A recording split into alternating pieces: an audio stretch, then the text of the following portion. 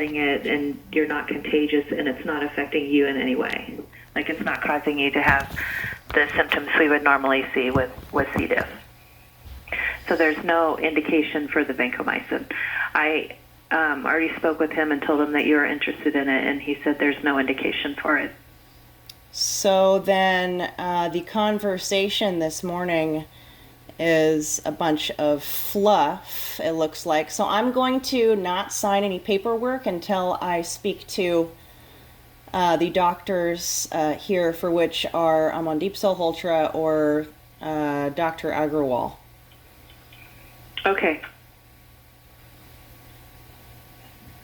That's your prerogative to sign it or not sign it.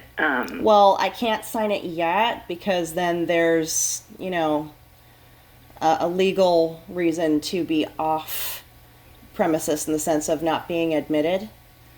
So I really do need to get a hold of those two doctors regarding the conversation this morning that really just sounded like a bunch of fluff then. And also because of the blood work and what was said, I'm a little confused on the results regarding the diagnoses in general and why I was never literally given infusion antibiotics initially, nor during the whole entire 2 days that I've been here, to literally bring down the WBC.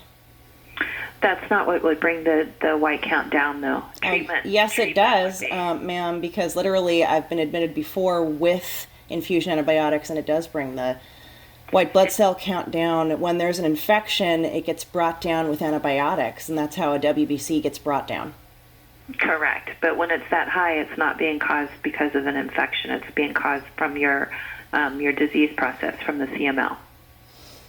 Well, it literally gets brought down with antibiotics because there's generally something for which literally creates the high WBC in the first place. Correct, and that's your disease process, not an infection. When it's that high, it's not an infection causing it. I'm being told something that's totally inaccurate because chronic myelogenous leukemia is a blood infection because there's an infection in general to bring down for which antibiotics brings it down. I've been going through this for the past 12 years. Literally. I'm being made old and wrinkly and ugly looking, literally going through the same loops over and over and over again. Because of stress. This is just ridiculous.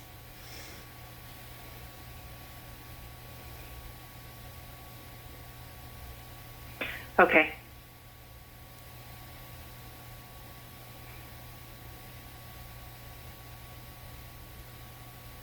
So I will see if I can get one of the doctors to contact you. It was my understanding that Dr. Agarwal explained this morning that it was colonized.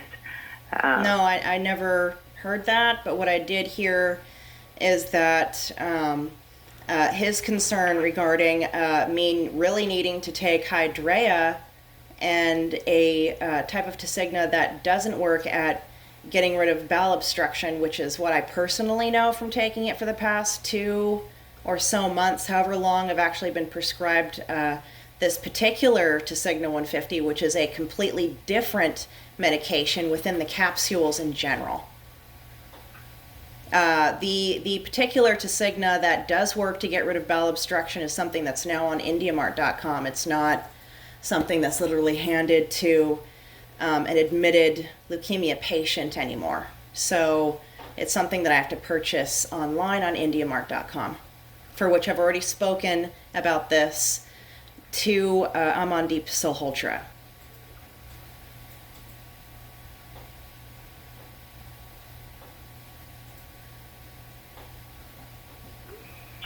Okay.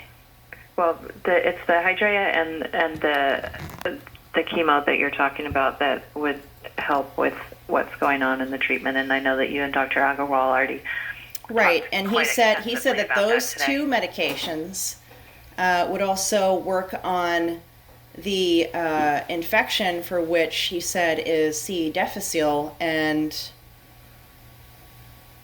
I'm very interested in how that would work because Hydrea is not an antibiotic. What Hydrea does, however, is it works on bringing down the white blood cell count for a duration of time, and it does it in a particular way where it lowers the immune system, literally making the patient susceptible to getting sick in general. So during that particular time that the Tasigna is working at doing I'm going to use particular wordage, a fake bringing down the WBC, because it's not an antibiotic. The pharmacokinetics of hydroxyurea are not the pharmacokinetics of antibiotics. Antibiotics bring down the WBC in general. Hydroxyurea, during the time that it's processing, for a couple of days or for such a period of time, maybe about a week, depending upon the patient's medical condition in general, also what's eaten, and also, say, for example,